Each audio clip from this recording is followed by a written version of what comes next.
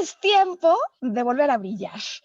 Volver a brillar es el hombre que nos da esta oportunidad, que nos ofrece la vida indistintamente, sin importar lo que haya pasado en el pasado, de poder tomar vitalidad de nuevo, elevarla, incrementarla, retomar contacto con ese sentido de poder personal que llevamos todos por dentro y que además es el que nos ayuda a levantarnos y a impulsar sueños que muchas veces vamos dejando pospuestos. Y hoy pues es el segundo viernes de transmisión en Volver a Brillar, cuando ya estamos después del primero que celebramos a día 8 de enero, con este programa que hemos pensado de tal manera que podamos impulsar a quienes desearían crear tramas felices, pero se encuentran ante circunstancias de dificultad, ante circunstancias adversas, y es como si hubieran empezado el 2021, quizás con 7 goles en contra, con esa sensación y 0 anotados, ¿no? Y es mucho más, digamos, retador iniciar un año cuando parece que de salida pues sí, la cuenta va en contra, que cuando todo parece ir bien y este 2021 sin duda pues arranca planteando desafíos distintos. Y esa es la razón por la que nosotros también hemos pensado hoy en hacer algo distinto. Y ya verás que en pantalla me acompaña un gran amigo, un profesional al que respeto mucho y a quien voy a presentar hoy contigo porque nos va a estar ayudando en la trama y en la conducción del programa. Sergio Cuellar, estoy feliz que estés con nosotros. Bienvenido. Un gusto, Maru, muchas gracias por recibirme. Un saludo a ti y a tu auditorio. Y pues vamos a platicar porque es un tema muy, muy interesante. Vamos a platicar de un tema súper interesante y lo que hemos pensado para hacer distinto este programa es incorporar el punto de vista de una persona especializada en eso, lo que le llaman semiótica. Y voy a pedirte, Sergio, si nos platicas qué significa la semiótica y vamos a platicar la sorpresa que hemos preparado para acompañar la trama y la reflexión del programa del día de hoy. ¿Qué es la semiótica y cómo la vamos a aplicar hoy? Bueno, la semiótica es el estudio de los símbolos creados por el hombre con la finalidad de comunicar algo o no. ¿Qué es esto? Básicamente es lenguaje no verbal, ¿no? A ¿Ok? través de símbolos abstractos o a través de símbolos concretos. Lo que puedes ver tú que es una representación de algún concepto que solamente basta verlo para que toda la comunidad tenga el mismo significado universal.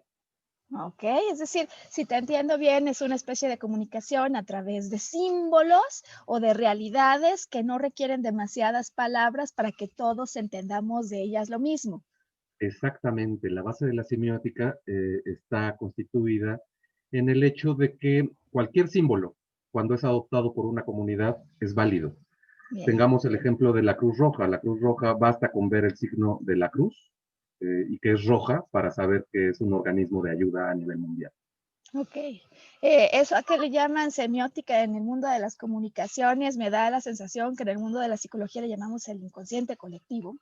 Y seguramente quienes nos ven dirán, oye, ¿y esto qué tiene que ver con poder tramar de una manera feliz el 2021 si me encuentro en circunstancias adversas? Así que aquí viene la sorpresa que hemos preparado para este programa y que la verdad que en preparación para esto, ya solo yo de lo que me ha platicado Sergio, he reflexionado y aprendido y espero que tú lo puedas hacer de la misma manera.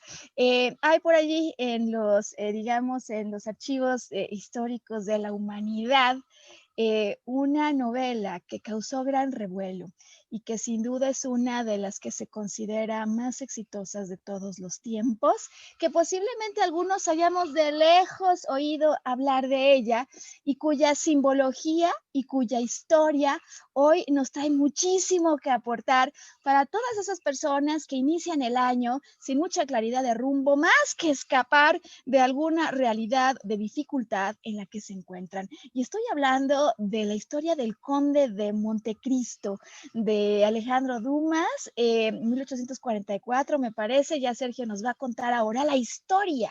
Es decir, como muchos no somos tan familiares, vamos a iniciar el programa con una primera fase en la que Sergio nos platica la historia y luego en la segunda y tercera parte del programa hacemos la reflexión. Tenemos hoy 7 puntos para reflexionar bajo la historia del Conde de Montecristo y lo que podemos aprender a raíz de esta historia, y cómo lo podríamos aplicar si es que nos encontramos en una situación de dificultad y cuando empieza el partido uno se siente ya con goles en contra, pero en definitiva tenemos la intención y el deseo de crear tramas felices aún ante circunstancias adversas. Esa va a ser la tónica del programa. Así que, Sergio, es tuyo el espacio para que nos cuentes, a los que como yo no sabíamos nada acerca del Conde de Montecristo, la historia, de qué se trata, si nos puedes platicar, meter a este pues melodrama, ¿no? Bueno, el Conde de Montecristo, como bien mencionas, es fruto de la imaginación de Alejandro Dumas, que fue un escritor alrededor del año 1800 en Francia, ¿sí? Un escritor muy, muy prolífico, que tiene obras también como Los Tres Mosqueteros, Caballero de la Noche, y otra serie. Pero yo creo que el Conde de Montecristo tiene una historia muy, muy peculiar. Está basada en la vida de Edmundo Dantes. Edmundo Dantes es un personaje ficticio, no era otra cosa más que un campesino transformado en marinero, enamorado de la bellísima Mercedes, una aristócrata francesa, ¿no? Ok. Era correspondido y de alguna manera su relación se desarrolla debajo de los cánones de la sociedad de aquellos tiempos, ¿no? O sea, el Eh, campesino marinero con la aristócrata se entienden, se corresponden, aunque al mundo eso no le interese. Cabe Más bien, mencionar que no antes de ser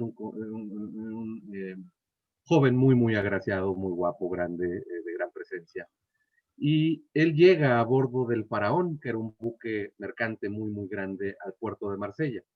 ok, Cuando, cuando llega al puerto de Marsella, fallece el capitán del Faraón. ok, Y el señor Morel, que era el administrador pues, aquella flota, lo nombra segundo del barco.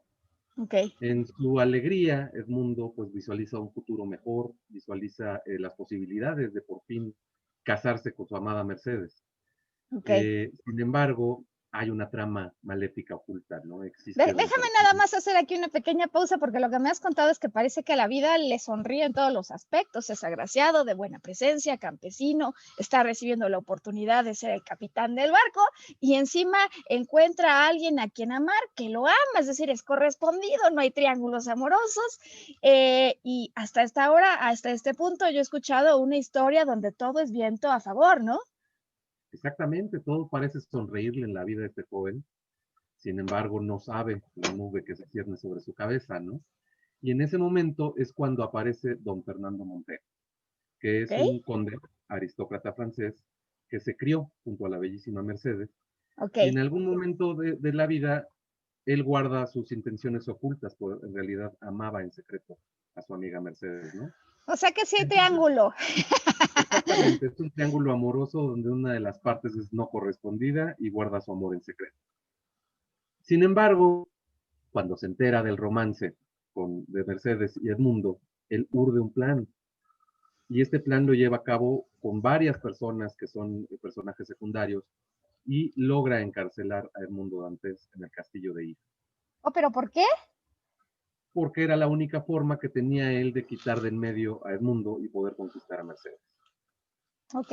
Suena a En este injusticia, suena a traición, algo raro sí, allí, no, ¿no? no, una traición completamente inequívoca. Y bueno, le hace creer a Mercedes que Edmundo muere en el castillo de Hilo. Ah, pues, o sea, lo manda a la cárcel y a ella que estaba enamorada de él le hace pensar que él ha muerto. Exactamente. ¿Qué sucede a continuación? En un corte A, en un presente alterno, Edmundo llega al castillo, es tratado como un reo más en aquellas épocas de 1800, en una Francia completamente en ciernes de la revolución. ¿Ok? Y este, mm, ahí conoce al abate Faria. El abate Faria era un anciano italiano que estaba condenado de por vida en el castillo de If Sí. y en su deseo de escapar, el abate Faria, ¿qué hace? Cava un túnel Ok, para poder huir del castillo, pero se equivoca de dirección y va a dar a ok. la celda de Edmundo. O sea, hay un compañero de prisión que por azares del destino, en lugar de salir, va a dar al lugar en el que se encuentra Edmundo, ¿ok? Exactamente. Y es ahí donde entablan una amistad que al pasar de los años se vuelve muy, muy fuerte. Ok, No sin antes mencionarte que el abate le confía la existencia de un tesoro oculto a Edmundo. ok. Ha sido traicionado, pero hay la promesa de un tesoro. Exactamente. Sin embargo, pues desarrollan una muy, muy buena amistad, se Sí, protegen entre los dos y los dos sí, deciden cavar otro túnel para escapar del castillo. ok. Pasan los años en lo que cavan el túnel, en lo que siguen afianzando su amistad y desgraciadamente el abate Faria muere. Wow, Y es donde Edmundo ve la oportunidad de escapar del castillo. ¿Cómo? Él se envuelve en el sudario del abate Faria y en aquella época se wow, usaba que arrojaran los cadáveres al mar porque no tenían otra forma de deshacerse de ellos en una isla. ok. Los guardias lanzan el cadáver del abate Faria al mar, sin embargo desconocen que en realidad el que está lanzando al mar es Edmundo Dantes. De acuerdo. Edmundo logra sobrevivir, escapa Ok, y se dedica a través de los años a la búsqueda de ese tesoro hasta ok. que por fin lo encuentra. Oh, Era y tal su sí desesperación estaba bueno el tesoro entonces. y no era, lo describen como una fortuna completamente inmensa.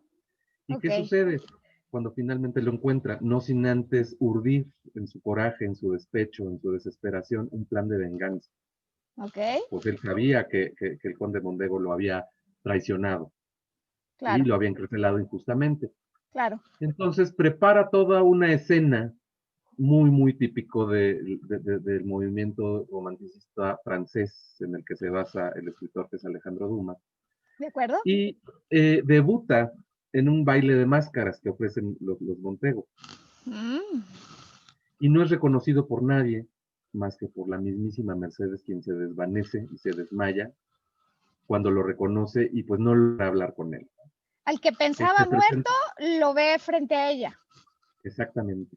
Sin embargo, toda la sociedad francesa sabe perfectamente que el conde de Montecristo, anteriormente Edmundo Dantes, es un hombre muy acaudalado, muy rico y muy poderoso.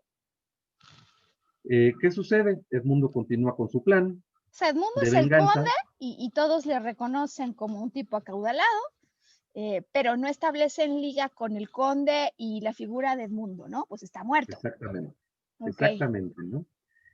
¿Qué es lo que sucede? Para esas épocas, Mercedes y Fernando tienen un hijo, ¿no? Y el hijo no es otra cosa más que un joven, ajá, ya a punto de convertirse en adulto, y es donde pone los ojos Edmundo y dice, a través del hijo me vengaré de la traición de Mercedes y de Fernando.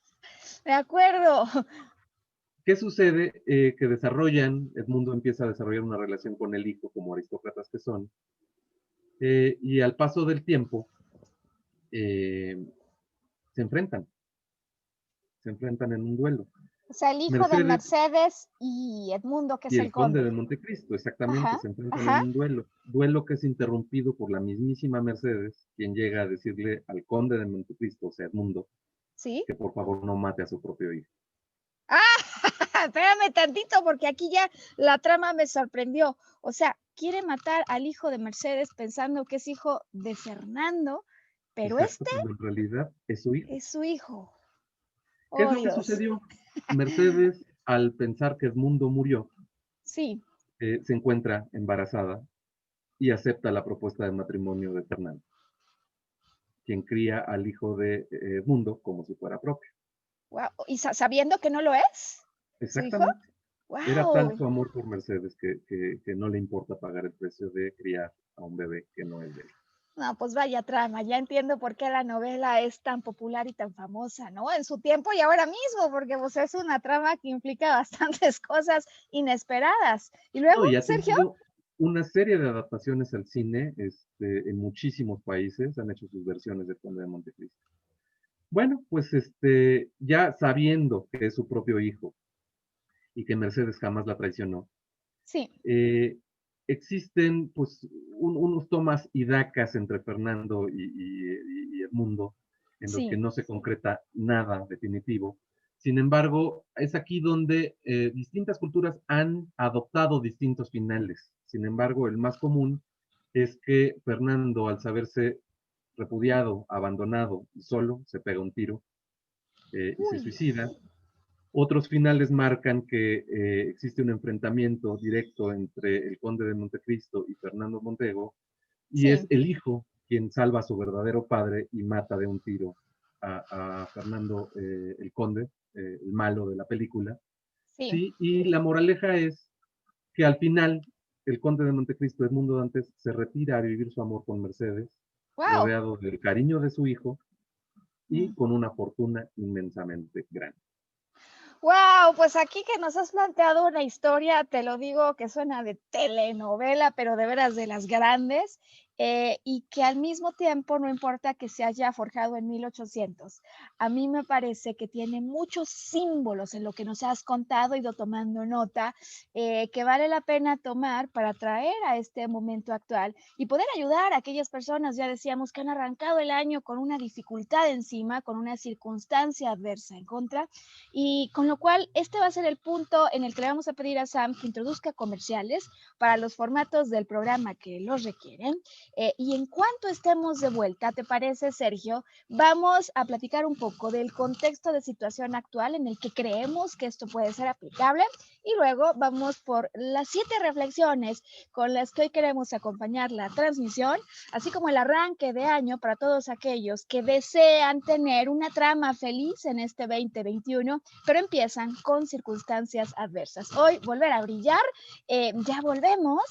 Eh, y bueno, para quienes siguen con nosotros en el formato en video, sabemos que no hay pausa, así que este es el punto en el que damos la bienvenida a quienes retoman con nosotros el programa para su segunda parte.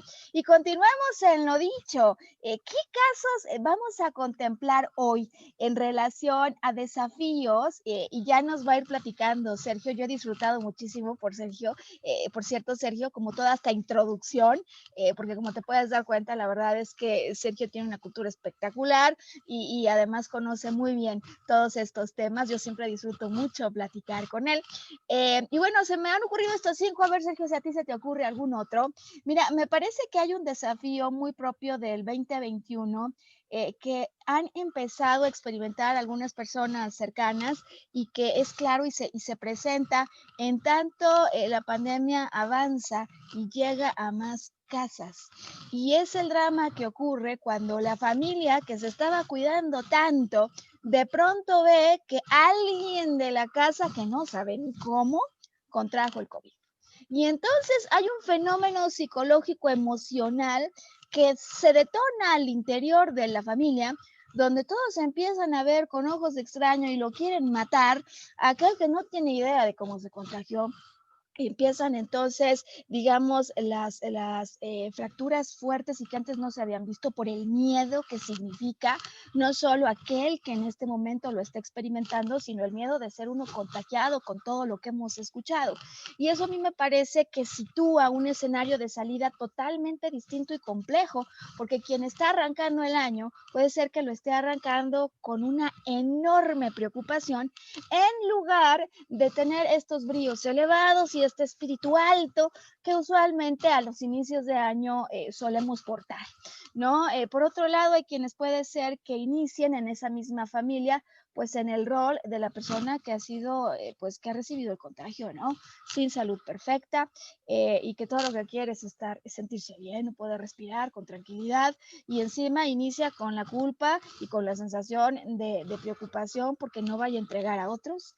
Tenemos también el caso de los que empiezan el año sin una ocupación remunerada, a quienes hemos estado dirigiendo mucho de nuestro contenido para poder impulsar el espíritu que se necesita y la actitud que se necesita para ir cuantas veces sea necesario. Por eso, que si estás insistiendo tarde o temprano va a venir.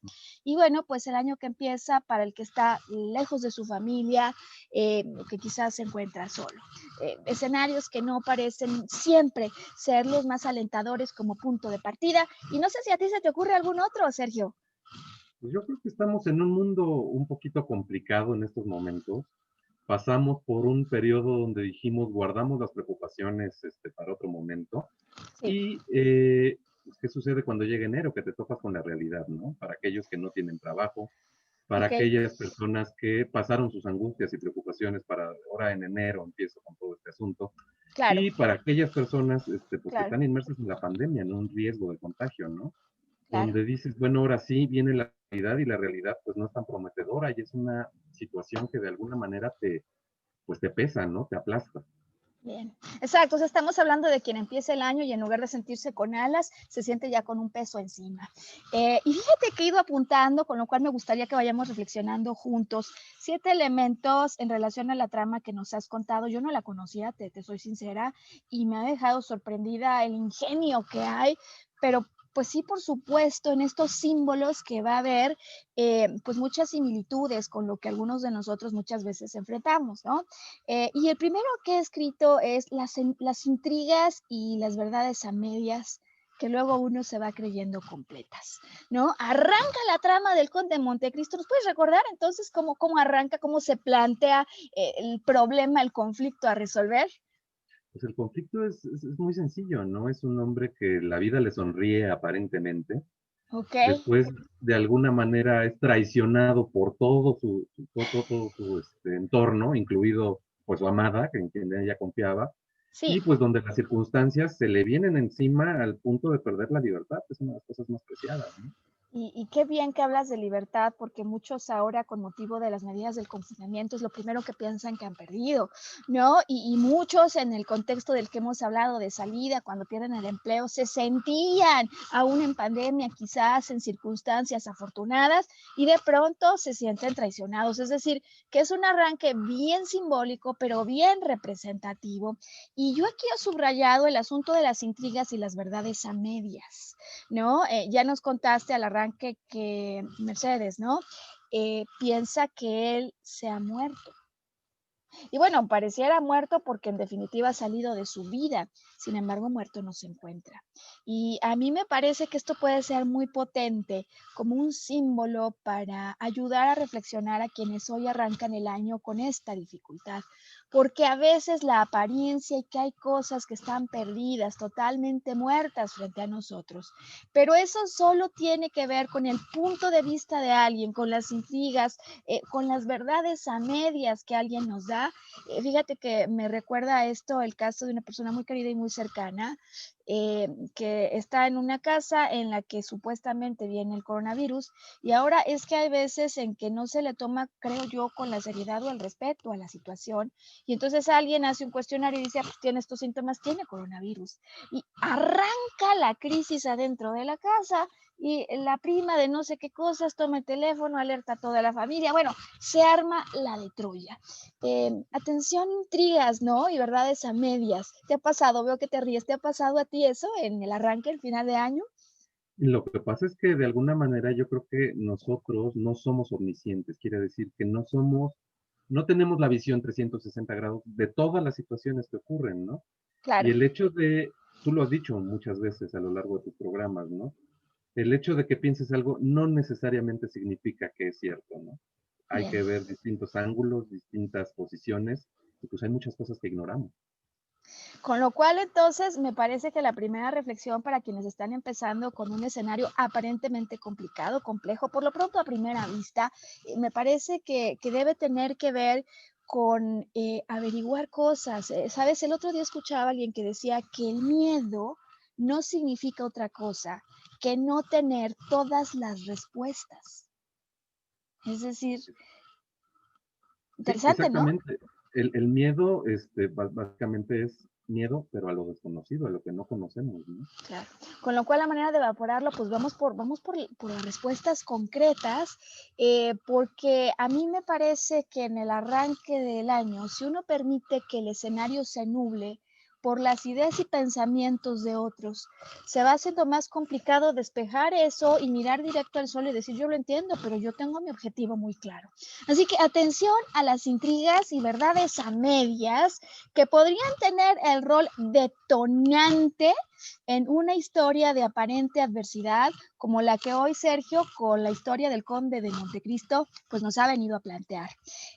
Ahora, a mí me parece espectacular esta segunda parte y la subrayé y de hecho te lo preguntaba cuando nos lo platicabas, acerca de cómo en momentos de adversidad, de dificultad, para el que será el Conde de Montecristo, Edmundo, estando en prisión, cuando ya no ve la suya, ya nos decías que es difícil, ¿no? Hombre, si cualquier prisión en aquel entonces, mucho peor, pero que llega a él alguien que no esperaba. O sea, si le hubieras preguntado eso, no lo vio venir nunca, ¿no? Y viene además tratando de conseguir, pues, cavar un túnel que lo saque rumbo a la libertad. Y en proceso a esa libertad, que por cierto ese amigo sí que no encuentra, se encuentra con quien se volverá un íntimo amigo. Y yo he puesto aquí como una segunda reflexión bien importante en estos tiempos de dificultad, el poder tener claro que durante los tiempos de dificultad se reconocen, se descubren amigos, muchos que ni siquiera sabíamos, y personas finalmente, manos amigas, déjame decirle así, que te van a ayudar, aunque tú ni siquiera te imaginabas en el momento donde arranca la dificultad que esto podía pasar. ¿Qué nos puedes platicar al respecto? ¿Cuál ha sido tu experiencia? ¿Cómo se ve la simbología de los amigos inesperados en tiempo de dificultad? Bueno, yo escuché una frase hace algún tiempo que me dejó pensando, ¿no? Que es que la vida tiene muchísimo mejor imaginación que tú, ¿no? Y en ¿Ok? los momentos adversos siempre aparece algo, ¿no? Ya sea que el universo, el creador, el ser supremo, en lo que tú quieras creer, Sí, te lo manda, así como claro. punto de apalancamiento para empezar a reconstruir o de alguna manera resurgir de lo que Sí, te está quejando en ese momento, pero no son cosas casuales, ¿no? De alguna manera estamos tapizados de cosas que ocurren y pues la simbología de la amistad no es otra cosa más que tu entorno, ya sea tu familia, tu soporte emocional, ok. tus mascotas, ¿sí? Son aquellas cosas de las que te anclas en su momento para resurgir. Ok. Qué interesante lo que dices, porque luego hay personajes, tú has hablado de los personajes secundarios, ¿no? En las tramas, que toman un rol central en los tiempos de dificultad y luego desaparecen, como si fueran solo un tronco que se establece para que atravesemos por ese río de dificultad, una mano amiga. Al escucharte me acuerdo muchísimo, ¿no? De esos casos en los que por supuesto no le ha pasado también, pero de repente o reaparece alguien que hace 4 años yo no veía, o una persona que no era tan cercana a mi vida, de pronto me encuentro con ella por accidente, me manda un mensaje, escucho algún podcast y al escuchar, al establecer ese contacto, aparece la mano amiga que en definitiva yo necesitaba. Y es como esa sal que le pone el condimento a la vida en los momentos de dificultad. Atención entonces, ¿no? Sergio, estarás de acuerdo que hay personajes secundarios que en momentos de dificultad se pueden volver centrales. A lo mejor ese hermano con el que la verdad tú no tenías una relación tan estrecha y a lo mejor era de entrada por salida en la casa que viven juntos y que en tiempos de dificultad se vuelve un sostén importantísimo, ¿no? O quizás es esa, fíjate, el otro día alguien me contaba esta historia que la verdad me parece cómo puede la vida sorprendernos siempre. Él se encuentra en una situación de transición en términos de relación interpersonal, ¿no? Ha terminado un matrimonio y de pronto se encuentra con una muy buena amiga y él piensa que este será el puente de salvación, pero permanente. Y a final de cuentas, esta amiga estaba, digamos, también experimentando un rompimiento, pero ella sí regresa. Ella sí regresa. Y lo que parecería entonces, pues algo que vino y que encima lo dejó peor, le da una recomendación. Le da una recomendación que en definitiva viene para alimentar esperanza en su vida. Entonces, a través de su recomendación empieza a conocer gente nueva. ¿Tú tendrás algún ejemplo acerca de cómo de pronto hay ayudas inesperadas que pueda ayudar a ver la vida de otra manera para quienes arrancan con una enorme dificultad por lo pronto percibida? Fíjate que sí, es muy curioso que lo menciones porque me quedé pensando. Yo tengo una muy buena amiga Sí. de hace muchísimos años, a la que pues nos vemos, nos felicitamos en Navidad y párale de contar, ¿no? ¿Ah? Pero curiosamente, intermitentemente su presencia, de repente me la he encontrado en el supermercado, o de repente un mensajito, etcétera. No somos muy, muy cercanos ahora, porque la vida nos ha llevado por caminos diferentes y ocupaciones distintas, ¿no? Pero hace unos meses, de repente me habló y me dijo, necesito que me ayudes con un proveedor al cual yo me tiene una necesidad específica, yo no lo sé hacer, hazla tú. Sí, ¿Te imaginas lo que sucederá en un tiempo en el que pues no hay mucho trabajo, en el que estás pasando un bache, sí. y te cae la ayuda de esa amiga, ¿no? Amiga Entonces, como secundaria esto, que, sí, exactamente, como esto hay muchas cosas en la vida, ¿no? Que de repente aparece alguien que es muy, muy intermitente en tu vida, pero es para decirte algo, para ayudarte con algo, o para simplemente tomarte del brazo y decirte no estás solo, ¿no? Y fíjate que en definitiva no solo son amigos, en el tercer punto que tengo aquí, tengo subrayado, las ayudas inesperadas. Cuando se ha planteado uno el deseo de salir adelante, ¿no? Y aquí en el tercer punto me gustaría entrar a profundizar, porque hay muchas críticas en relación a la historia del Conde de Montecristo que hablan sobre el tema central de la venganza. Y me parece que tú tienes una manera distinta de comprender lo que ocurre por lo pronto al interior de un personaje muy humano, ¿no? De Edmundo, quien la vida le sonreía, iba y bien por lo que quería, de pronto viene un engaño que le genera a él consecuencias realmente nocivas en su vida, pero en todo caso resulta que hay un tesoro. O sea, no solo es el amigo que lo procura durante el tiempo que está allí en cárcel, ¿no? Sino que hay un tesoro, es decir, hay una ayuda inesperada y tú me lo explicabas con mucho detalle y me gustaría que ahora lo puedas explicar al auditorio, porque él en el fondo, aún con toda esa sensación y ganas de venganza, lo que ha retomado primero es una fortaleza interior y el deseo de salir adelante, es decir, de no quedarse en ese lugar sin importar lo que le hayan hecho. ¿Nos quieres hablar un poco de esto? Yo creo que esto surge de la fuerza interior del mundo en su momento, ¿no? Sí, Él se ve, pues llega como, como una ave herida al castillo, encuentra la amistad de el claro, abate que es fortuito en su momento. sí, sí, Tienen un objetivo en común, que es el camino hacia la libertad, donde pasan cavando el famoso túnel que finalmente no usan durante muchos años. sí, Pierde a su amigo, pero a él lo impulsa un anhelo muchísimo más grande, ¿no? Que sí. encontrar el tesoro. Si lo mueve una emoción, deja Muy tú buena si es emoción. positiva o es negativa, ¿no? Ok, Lo mueve ok, una emoción y eso nos demuestra que sí, cuando tenemos una emoción por dentro, un deseo, un anhelo, que sí, realmente se arraiga en tu alma, sí. pues la consecución del sueño está tan lejos o tan cerca como tú te lo plantees y tú lo desees, ¿no? Sabes que me encanta que has tomado el tema de la emoción, lo que nos pone en movimiento, porque en definitiva detrás de cualquier anhelo, detrás de cualquier deseo, si hay algo predominante es el sentimiento. Y eso que yo quiero sentir, si lo quiero sentir, si lo quiero experimentar, es porque ya lo he vivido. Y si ya lo he vivido, con el solo hecho de recordarlo, lo puedo volver a experimentar. Porque al volverlo a experimentar, lo empiezo a hacer resonante con eso que deseo yo alcanzar, ¿no? Y poder que tiene un sentimiento. Y sabes, esto me lleva al quinto punto que tengo aquí yo escrito, y es el camino a la libertad. Perdóname, es el cuarto, ¿verdad? Es el camino a la libertad. Es decir, poder recordar que sin importar la situación en la que te encuentres, cualquiera de los casos que describimos u otro, porque cada quien puede tener el suyo, tú no eres presa de una circunstancia, a no ser que así lo decidas. Y recordar que no somos presas de lo que estamos viviendo, sino que podemos ejercer el derecho, el camino a la libertad. Es el punto de partida para plantearse otras formas de vivir y de enfrentar lo que en principio parece que es totalmente adverso. ¿Qué nos quieres platicar al respecto? Pues yo creo que así como en guionismo, en cine, en teatro, en historias, que todos hemos tenido la oportunidad de leer, están lo que llamamos giros, que son ¿Sí? giros inesperados, ¿no? Que de alguna manera es cuando la historia lleva un cauce, de repente se quiebra y te ¿Sí? quedas completamente sorprendido del camino que tomó esta historia que estamos viendo.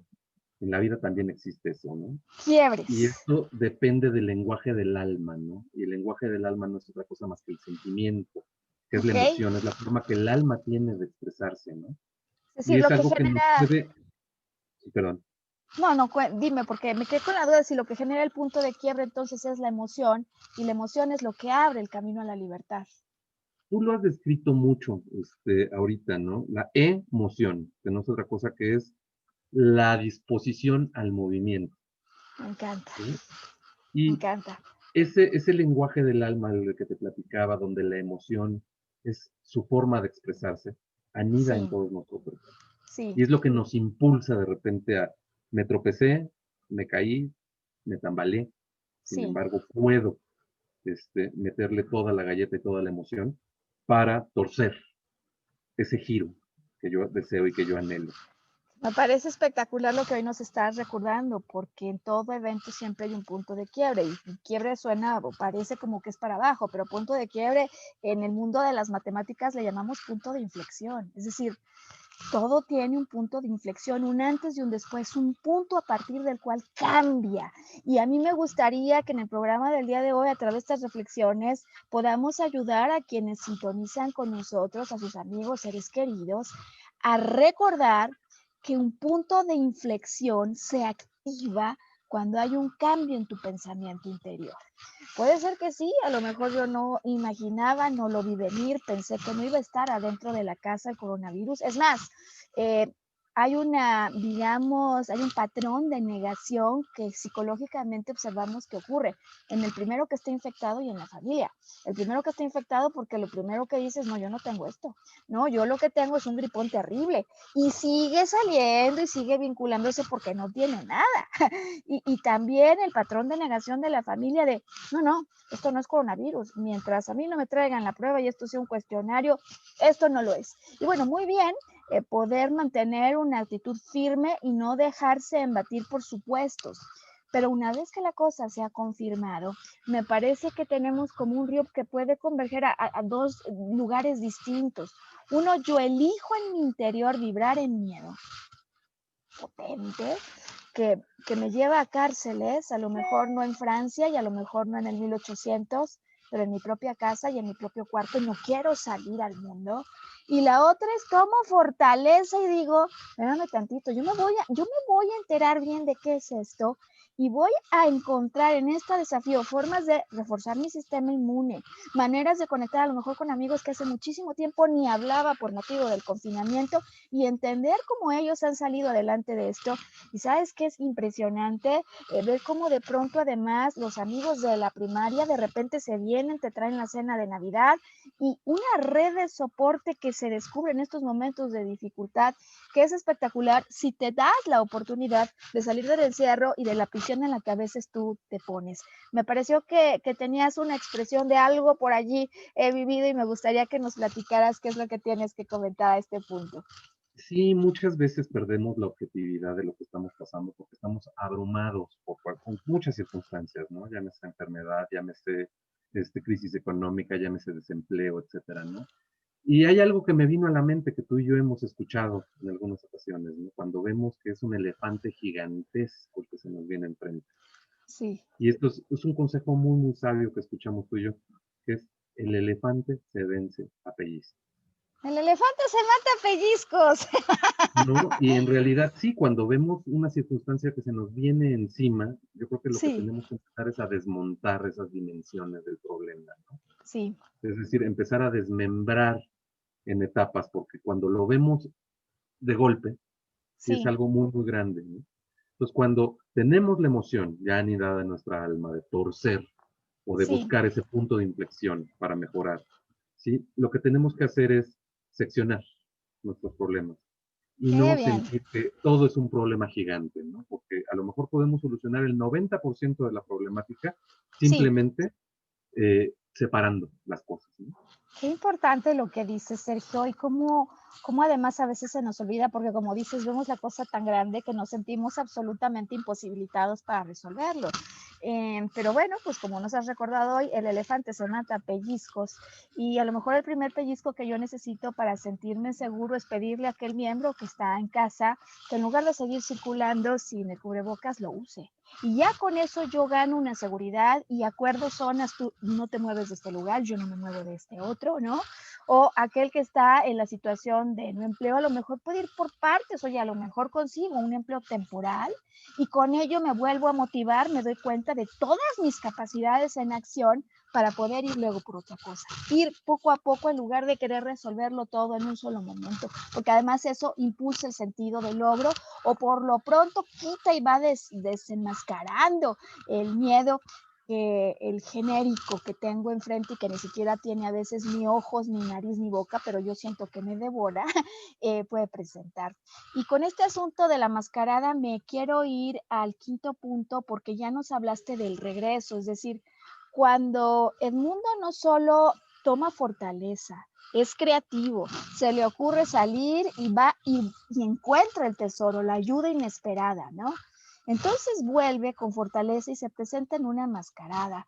Y esto me recuerda el que no todo es lo que parece, no todo es lo que parece. En magia dicen que magia justamente es el recordatorio que en una vida no todo es lo que parece. Y traidores y traicionados pues pueden ser los que no ser los que tú crees, ¿no? A veces uno en una situación de dificultad empieza a ver con cara de eso, de traidor, a alguien que tiene enfrente que ni siquiera lo es, o puede sentirse traicionado por una circunstancia que en realidad te da la patada para que como un pájaro empieces a ejercer el vuelo y en lugar de comprender tú que si te dieron la patada es para que vueles y ejerzas tu libertad, no vuelas y durante el camino te empiezas a plantear qué es lo que ocurrió con lo que quedó atrás. ¿De qué manera crees que podrías ayudarnos a expandir este punto? Pues yo creo que existen muchos elementos, ¿no? El hecho de que alguien se te atraviese en la calle y retrase tu movimiento, en un momento a lo mejor te molesta, ¿no? Sí. Pero es el papel que necesitabas para retrasarte un poquito y que no tuvieras un accidente en la esquina, ¿no? Oh, Es decir, si tomamos las cosas como vienen y aceptamos realmente el papel que juega toda aquella persona que nos rodea sí, para modificar de alguna manera tu vida, sí. yo creo que las cosas se hacen mucho más digeribles. ¿Qué es lo que sucede? El conde de Montecristo pensaba que Mercedes lo había traicionado y que había Sí. confabulado. Y su cerebro se hizo una serie de Ah, cosas, o sea, él, y una él, serie él de... pensaba que ella le había traicionado, Así es, porque se descubrió que se casó con el conde de Mondego. sin ¿Qué saber ocurre? que habían dicho que estaba muerto. Exactamente, y que ella la única forma que tenía de crear a su hijo era Claro, aceptando otro matrimonio, ¿no? Entonces, toda esta telenovela que sí, Edmundo se armó en su cerebro, en su cabeza, ¿sí? Podemos reflejarla y llevarla a nuestra vida cotidiana. Nosotros también nos creamos una historia que no es sí. necesariamente cierta. ¿Por qué? Porque no conocemos completamente el contexto ni las razones que tienen los demás para comportarse de tal o cual forma. Me gusta lo que dices, ¿sabes? Porque me recuerda también esa otra definición de miedo que alguna vez alguien me dio y es que miedo es esta capacidad tan magistral que tenemos de crear historias con finales que no son felices. Y si podemos hacer una cosa, también podemos hacer otra y podemos ponerle un final feliz al cuento, porque en definitiva las circunstancias de salida que nos has planteado en la historia del Conde de Montecristo, pues no lucían tan expansivas, o sea, un amor que yo decía, pues a lo mejor a nadie le importaba, pero luego lo que se supone que a nadie le importa, a todos parece que les importa demasiado, ¿no? Y el aristócrata en una unión con alguien que no es de su clase social, encima que pues antes de otra cosa ya tuvieron un hijo, ¿no? Me puedo imaginar que eso como punto de partida y finalización hubiera sido muy amargo, seguramente para todos ellos en algún punto, o por lo pronto con enormes desafíos. Y ahora la historia es que no solo vence la prisión en la que las intrigas y las verdades a medias le quieren condenar a vivir, ¿no? No solo lo vence, porque vuelve a tomar su sentido de poder personal y a decir yo quiero ser libre, no puedo ser presa de algo que no me pertenece, sino que además encuentra un tesoro, encuentra la ayuda y regresa finalmente para vivir de una manera que no se hubiera imaginado. Vamos con el sexto punto conforme ya se acerca el punto de finalización del programa y a mí me parece bien interesante, Sergio, en esta historia que hoy nos has contado, el que pues la verdad que nosotros pensamos que la justicia humana es lo que va a resolver eso, que en el pasado como que nos jugó medio chueco, ¿no?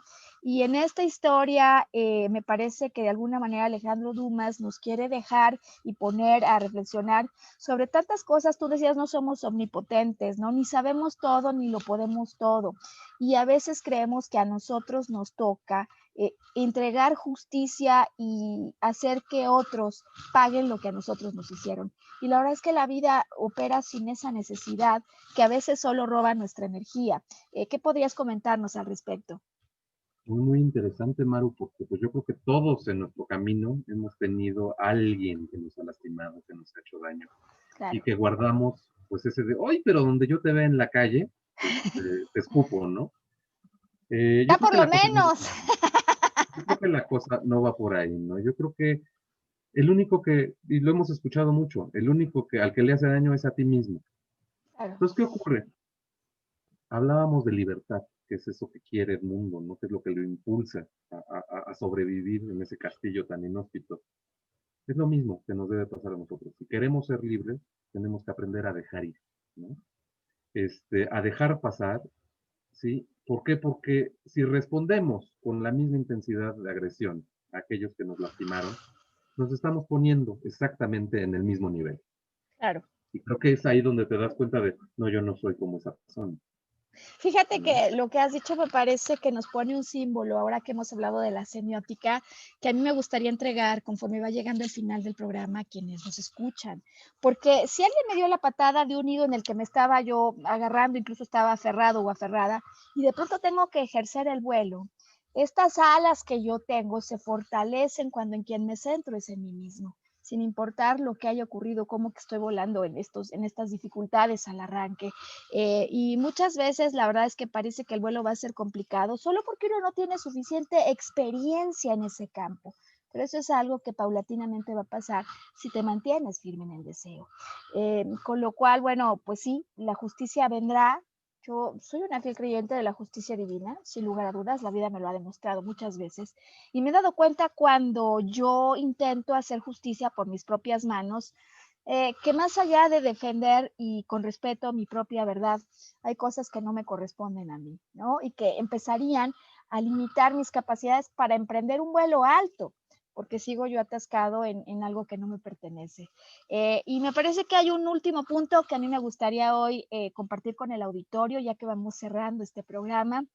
Y lo he escrito así, los finales felices que co-creamos, ¿no? Porque me parece que en la historia del Conde de Montecristo, como en la historia de cualquiera de nuestras vidas, en los diferentes episodios y capítulos por los que vamos atravesando, siempre como que hay una conjunción, ¿no? Una suerte de deseo personal, de intensidad, pero también una suerte de ayuda divina que aparece cuando ante la incertidumbre, en lugar de pulsar en el miedo, me mantengo atento a la manera en la que la vida me va a sorprender.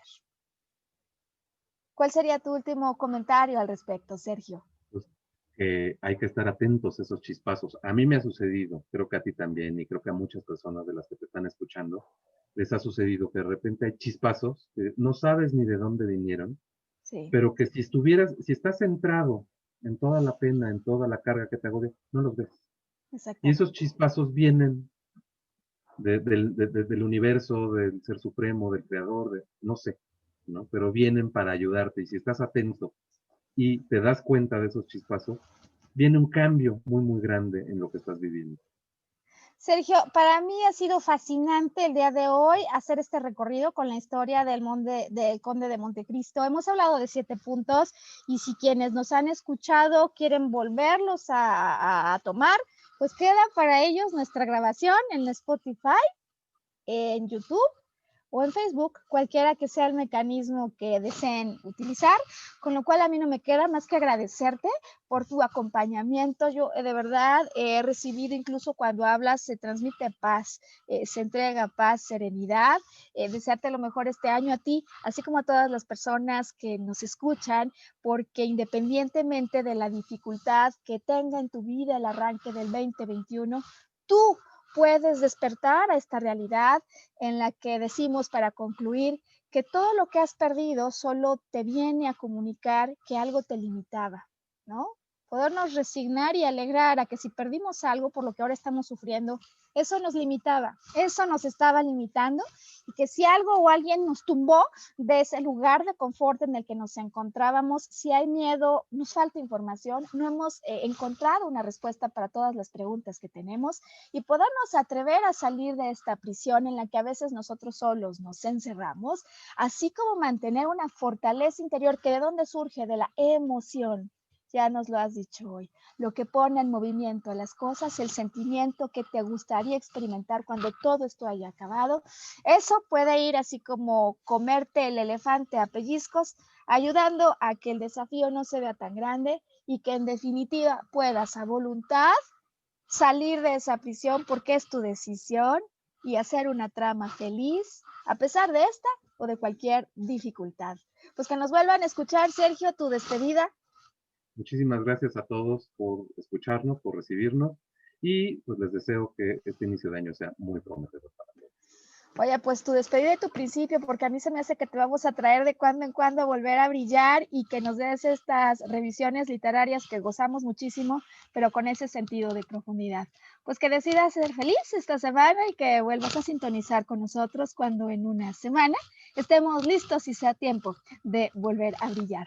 Gracias por tu compañía, Sergio, y muy feliz 2021. Hasta la próxima semana.